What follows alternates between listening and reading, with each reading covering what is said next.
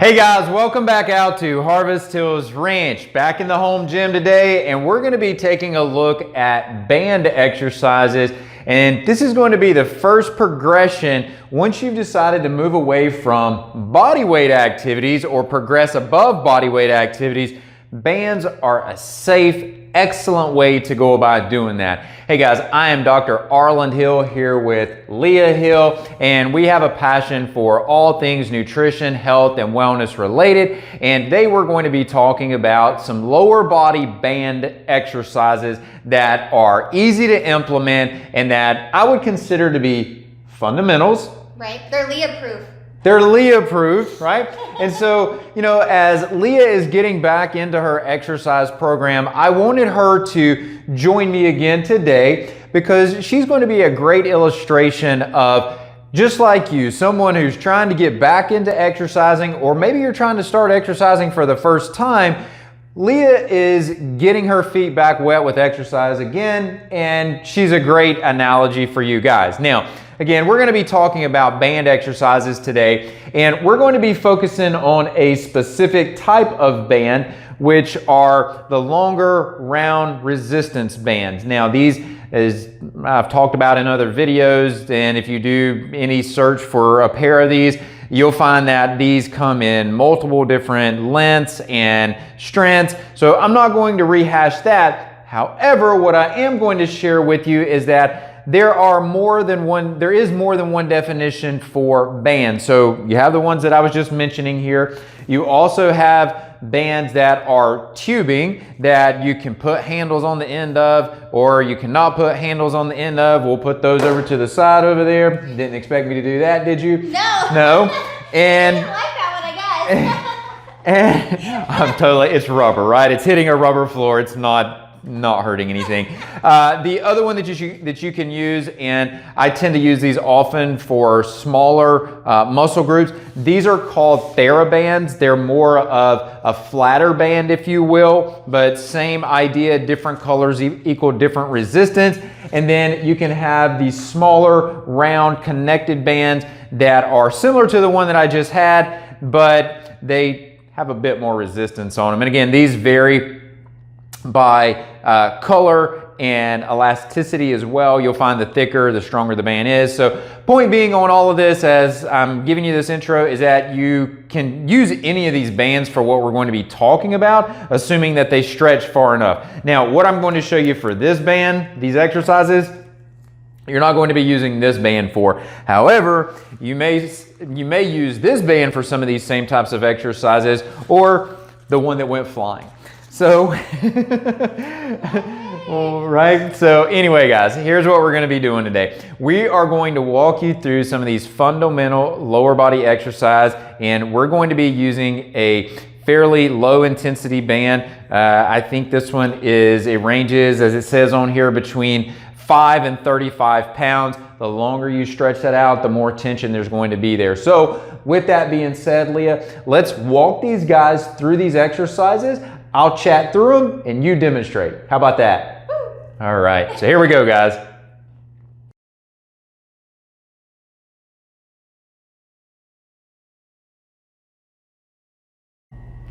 The most fundamental exercise that you can do for the lower body, the squat. Now, the bodyweight squat is, I'm going to call that the parent exercise for what we're going to demonstrate here, or where we're going to progress to. So Leah, just give these guys a reminder of what the bodyweight squat is.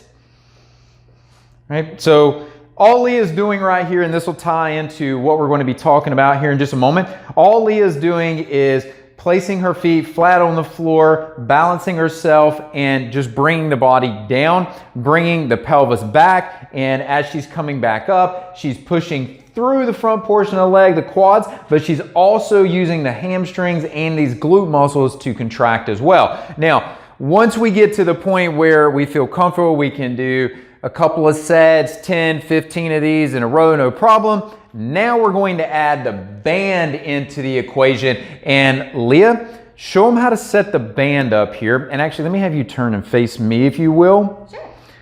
so I can walk through this with everybody. Same idea as she's placing her feet into the band. She's still going to set up at about shoulder width apart. And initially, you're not going to have the range of motion most likely with this. So being able to take the band and pull the band, so go ahead and illustrate how they get the band, the resistance on the band. Going ahead and being able to pull that band up and over the head by leaning down is going to most likely be the easiest way. But what you'll see now, just let me pull this band out here.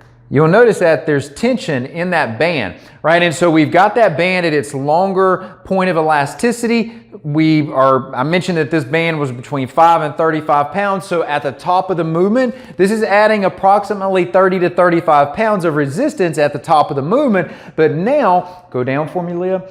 When she's down towards the bottom of the movement here, is it as hard? Do you feel as much tension in the band? Now stand back up and you feel more tension in the band. And so this is how we're going to use this. Leah, go ahead and demonstrate a few repetitions here, just like you were doing. And I'm going to share some fundamentals with you as she goes through this. She has the band looped right. You can go ahead and come back up and just do a few slow repetitions.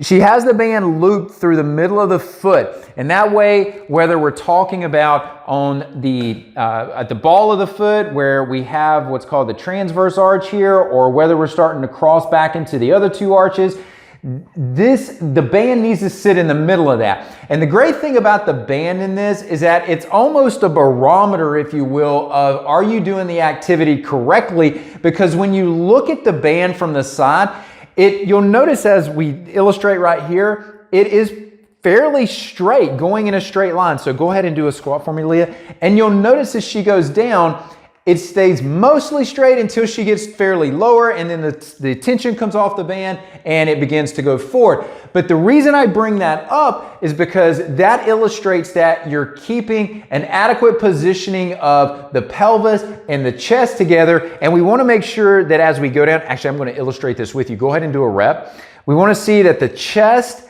and pelvis, come back up, they go up and down together. And so we want the speed of these two to be consistent.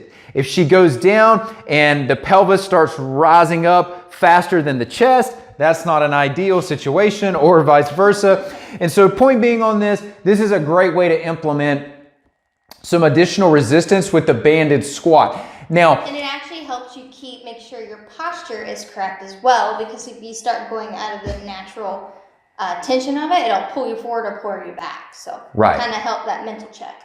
Excellent. So, one additional thing that I thought about as you said that is that there's also a neurological component to this. So this is training not only the muscular system, but it's training the nervous system equally here. Remember, the nerves are what stimulate the muscles to contract, and so that needs to be trained just as much as we train the muscular system. Now, muscle memory, right? And so she does one final rep here for us, and you'll come back up. Now, go ahead and take this off, and when you can just pull it over if you want to, or you can lean down like she just did. And this is just like you might think about with using the weights or free weights. You can progress the intensity on this by using thicker bands over time, but as long as you feel like you're challenging the muscle, there's no need to keep progressing up the bands. It's more important, especially initially, to do the movement correctly, and then you can move up with the weights over time. In fact, what I would recommend is that as you do get stronger and more competent, especially if you're getting to a point where you're really challenging yourself, it's ideal at times to back down on the resistance and just go through the methodical movement to make sure that you're doing the movement correctly. And that applies to everything that I'm going to show you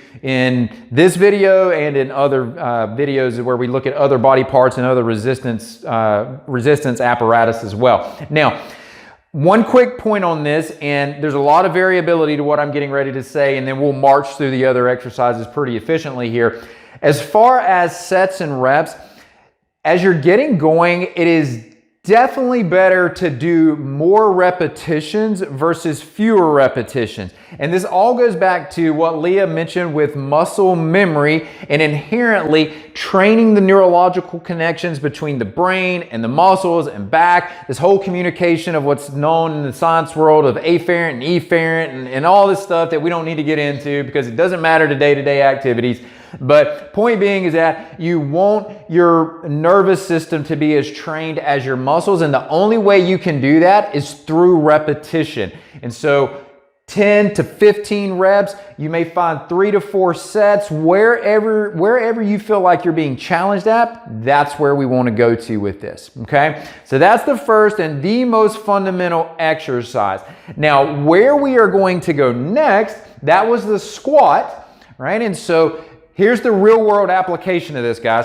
I need to squat down and I need to pick something back up, right? Or I need to squat down and push something up, right? Now, we're going to show these guys how if an object is on the floor, how to make them more functionally capable. We're going to show you how to become more functionally capable to not do this, not just bend over and pick the object up, okay? That's not ideal, yeah. You want to be able to bend down, pick the object up, and stand back up. So how do you get stronger at doing that? Well, here's how we do that.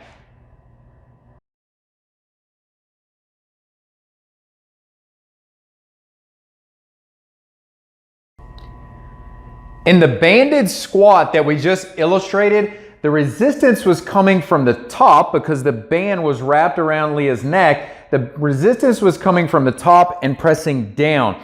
This time, the resistance is going to be coming from the floor up. And we're going to anchor the band with the banded deadlift under Leah's feet. And so Leah, as you face forward here, go ahead and set the band up under your feet to illustrate the positioning on this. You're just going to lay this on the floor, and she anchors the band to the floor with her feet. Okay? And that's all we're doing right there. And just go ahead and stand up to illustrate this. All right, so you can go ahead and let that rep relax. That's all we want. All I wanted to illustrate there. So now let's turn to the side. And what we're going to do here is I want to illustrate the same thing. We're going to bring the band together under the middle of the feet there.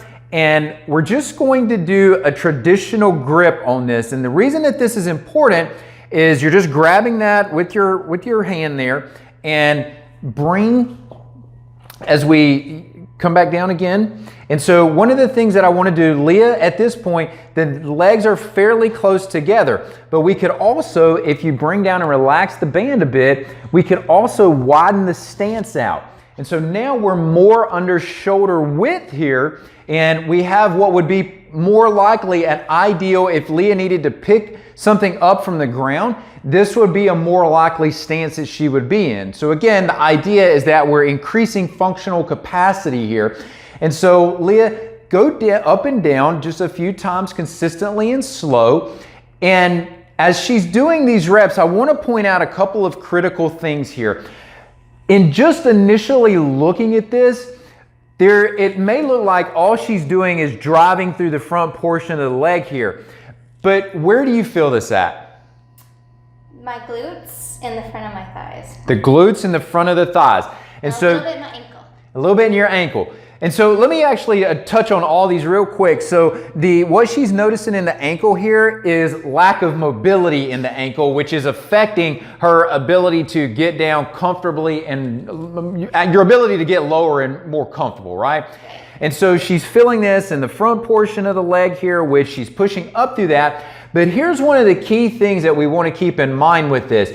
When we are picking things up out in front of us, we're actually at a state of the balance point has leaned forward. So what we need to do is focus on contracting the muscles on the back side of the body to create that balance. So now as Leah goes down, and when she comes back up, she's going to focus on contracting these hamstring muscles and then also squeezing her glutes together, her butt muscles together. And that's what you want to feel when you come up to the top. So as she comes up, she's focusing really, it feels like you're just turning your feet out. Your feet are planted in the floor, but it feels like you're just rotating your feet out. You're not really rotating your feet out, but when you imagine that you're rotating your feet out, you can feel your butt muscles contract there, right?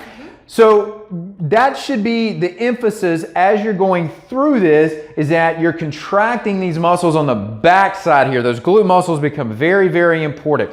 Now, a couple of things that I want to show here. Leah, we talked about using the traditional grip where she's just grabbing the band as she will. We're also going to show you a loop grip, and what she did is she stuck her hand through the band. So literally, she just took her hand and stuck it through the band and then grabbed the band, okay? There you go, perfect, great. And so turn your hands back over, just like that, right? So we don't want to lift with we want to lift with the palms in towards the body. And this is harder, by the way. Yeah, so the idea with this is that you're taking additional slack out of the band, and we have more tension here, so as Leah said, there is more resistance. Now, I wanted to illustrate one other thing. You have a band, and you feel like, oh, all right, this is not challenging any longer. What do I do to increase the intensity? But I can't go up to the next level of band. That's too much. Well, what we're going to be able to do is actually use a lower intensity band and combine the two together. And so now, instead of just having one band, we can have two bands, and we get that ideal foot positioning and we come up, right? And so we're down and up. And as far as your head placement, when you're doing this, you want your head placement to be neutral, and you want to pull your shoulders back. As you pull your shoulders back, you'll find that it's easier to keep your body positioning, and you won't begin to feel like you're falling over forward. So keep those shoulders back, and that'll keep your body upright. You feel that in the glutes and the hamstrings and the legs there? Oh yes, and my arches are very weak, so they're a little like, hey, what you doing, girl, right now? So. Okay, so same idea here. You can do this exercise successively behind the bodyweight squat, or if you wanted to, you could do the bodyweight squat one day, and then on another workout day, you could implement these banded deadlifts in there. I consider these, in the lower body, these are the two most fundamental exercises that you can incorporate. Now, where we go from here, we're going to start looking at ways to create some variability in this, and we're going to begin to look at doing these exercises in single leg positioning. So let me show you that next.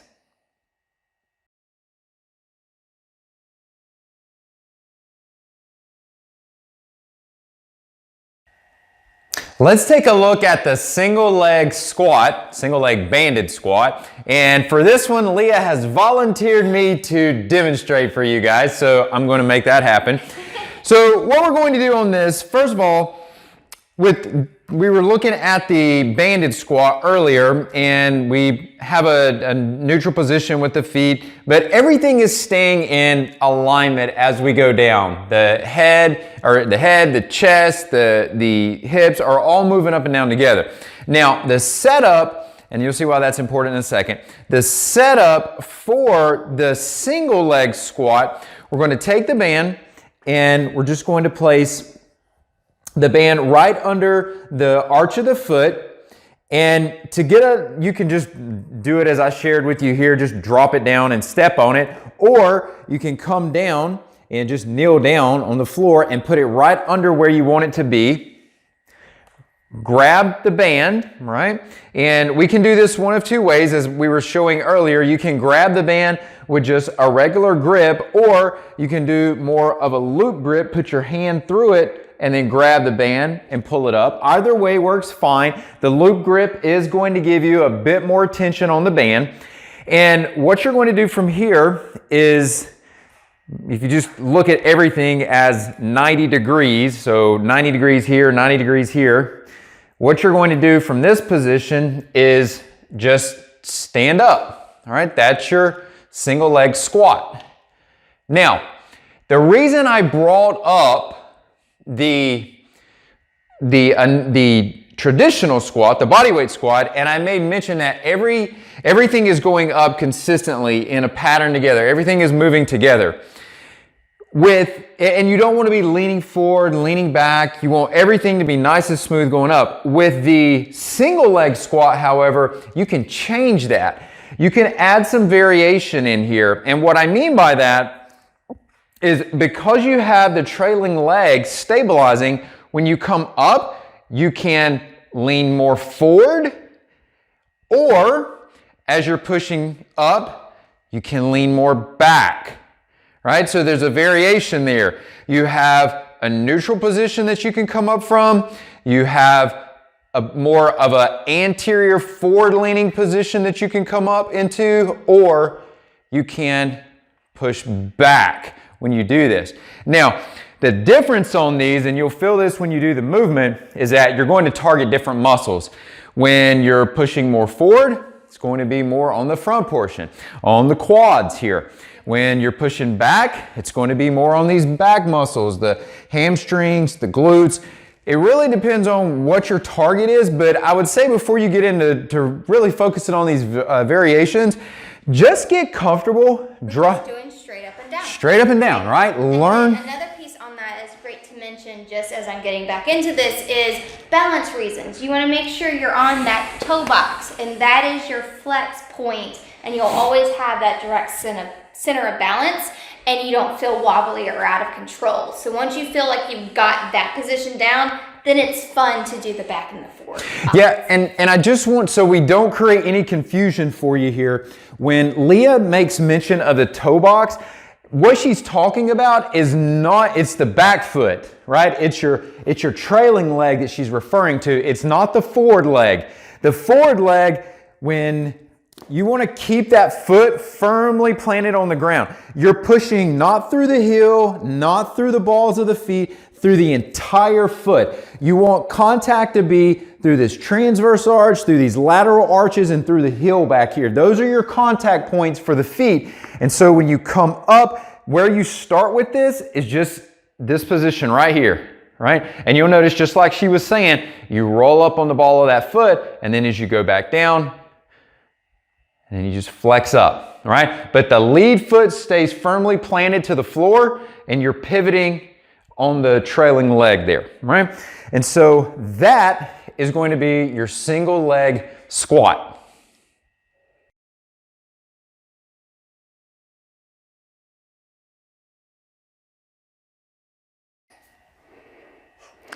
Lucky me, Leah volunteered me to illustrate the next exercise as well. Thanks, hon. All good. I'm cramping, y'all. I'm just saying. I already did my deadlift workout today. And I have not. So good luck to you. Okay, guys. So here we go. We are going to look at the stiff leg deadlift. We illustrated the deadlift before. Leah illustrated that, where the band was under the feet and we were bending at the hips and the knees and coming back up. Now, as the name implies here, stiff leg, but not stiff hip, right? So that explains where we're going to be with this movement, or what we're going to be looking to do with it. So the idea, if you'll hold that for me for just a second, the idea is we're going to lock the knees, put a slight bend in the knees, and we're going to hinge at the pelvis, at the hip joint specifically. So as we would have that band, we would bring the tension up, and then we're hinging at the pelvis, right? And then we stand back up. We're hinging at the pelvis. It's like the deadlift, but we've taken the movement in the knee joint out of the equation. Now, you'll probably initially, as you incorporate this, want to get familiar with just doing that movement without the band. But when you're ready to implement the band in, same idea as when you're doing the regular deadlift, we're going to put the band under the feet, and we're going to do either just the traditional grip, or you can do the loop grip to get a bit more tension in there. And as we stand up straight, so when you're coming up, you've got the tension in there, you're going to do your regular deadlift into position, and then you're going to lock those knees. And this is where we start to hinge at the pelvis. We're going to keep our head forward, push our hips back, and you should be, at this point, you are going to be feeling this in your hamstrings. They're going to be burning. And when you stand back up, you're pushing your pelvis forward. So think about literally bring the pelvis back, push the pelvis forward. And just as we talked about with the deadlift, the idea here is that we want to squeeze those glutes. We come back up, we squeeze those glutes. We come back up or go back down, get the tension in the hamstrings, keep that feet flat on the floor, no riding, letting your foot come up, no coming up on your toes, foot flat on the floor, pelvis back, and squeeze those butt cheeks, all right? Pelvis back, up, squeeze those butt cheeks. Now, you'll notice from right here that I am not going into hyperextension, right? Don't do that. That's not ideal for your lumbar spine. No pelvic thrust. No pelvic thrust here, okay? We can save that for the next exercise, the hip thruster. But what we're going to be doing instead is just standing straight back up, bringing that spine back to its normal, neutral, it's a physiological position, its neutral position.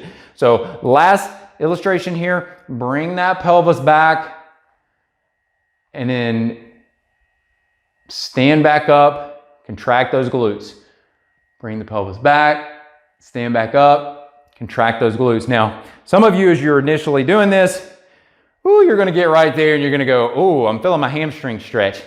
That's an indication you need to be doing more of these. You need to get some mobility back in those hamstring muscles, all right? So we kick that back. Now, you're not looking to bend way down here like this, try to touch your toes. No, because all of this movement is in the pelvis, right in this hip joint. If you're able to bend over and do that, you're starting to bend at the low back to do that. We want to keep the low back flat and neutral. We don't want to be bending over at the low back there. That's, again, not ideal to doing this. Right? So that is our stiff-legged deadlift. That's our fourth exercise. Now, I'm going to volunteer you to illustrate the hip thrusters. I was just about to say, I'm going to do this one. Okay, so... Because this is good for me too as I'm getting back into it, relearning my body. I do know how to do these from years yonder, but now I'm really learning my body. Everything's a little bit different. Everything moves differently. I'm not as flexible as I used to be. So this is actually a really good reminder as we shoot these for me to learn as well. So I'm learning with you too. Excellent, excellent. So we're going to get Leah to...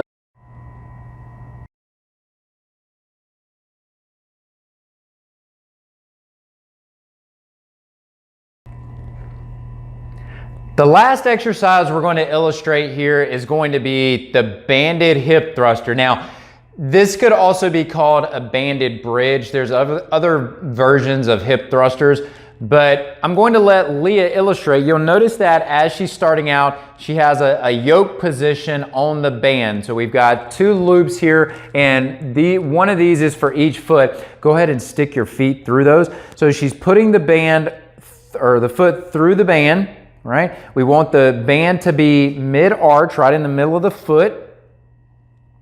And she's going to put those feet flat on the floor and lean back and pull the band over the knees. We'll straighten that back out. Right? We're going to pull the band over the knees, and what she's going to do, this is where you might call this a bridge, but thrust the hips up towards the ceiling.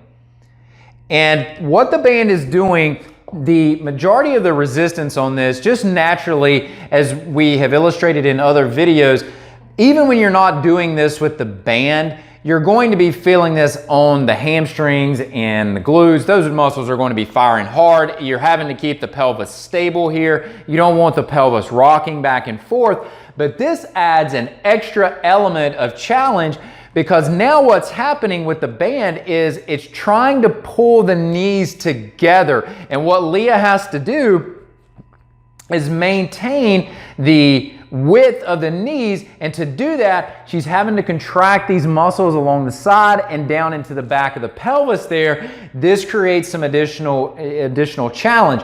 Now, as Leah is illustrating, You have two options when you're doing this. You can bring the pelvis up and you can hold this position for, say, a 10 count, a 15-second count, a 20-second count, whatever you want to do there. Or you can do repetitions with this. And when you're doing those repetitions, don't let the pelvis touch the floor if that's what you decide to do, because we want to keep the challenge, we want to maintain the challenge. So the idea is slow, methodical. We want to feel the movement, feel the muscles working, but this added band resistance is forcing her to push the knees out to keep the knees from collapsing together. You feeling that burn back there yet? Oh yeah. Oh yeah. Okay.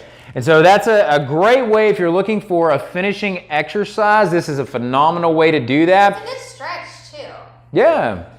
I mean, there's a lot of benefits to incorporating in an exercise like this, but this is one that you'll find if you really want to firm up the backside and get those muscles strong, increase some functional capabilities. This is going to be a good exercise to be able to do that. And again, it's one I like to see workouts finish with. So I know you're burning back there, so if you want to relax that pelvis. Like my pepper pants, I'm burning. You're burning like those pepper pants. Okay. The easy way to get it off is just kind of that fetal position. Slightly take it off. And then safely roll forward. Voila. There you go. Okay, guys, there are your fundamental beginner lower body banded exercises. Those are ones that you'll certainly begin to progress into. These are fundamentals. You'll continue to come back to these as part of your workout. Get comfortable with these. And you feel accomplished after doing them. It's not like you feel like you did a baby exercise. I mean, you can really escalate this, do more, and just feel like you really did a good job leaving the gym. So mentally you feel successful and not defeated, which is a huge deal with working out. You have to be ready up here before you ever hit the gym. Absolutely. It's a mental game as much as a physical game. Absolutely. Right? Okay, guys. So, hey, if you are looking for more information related to health and wellness, what we do, how we help patients out, go to drarlandhill.com. We are out here at Harvest Hills Ranch, and if you want to see what Harvest Hills Ranch is all about, how we raise food with uncompromising principles and ethics, you can go to harvesthillsranch.com and learn all about that. Until next time, I'm Dr. Arland Hill with Leah Hill. We'll see you soon. Bye, guys.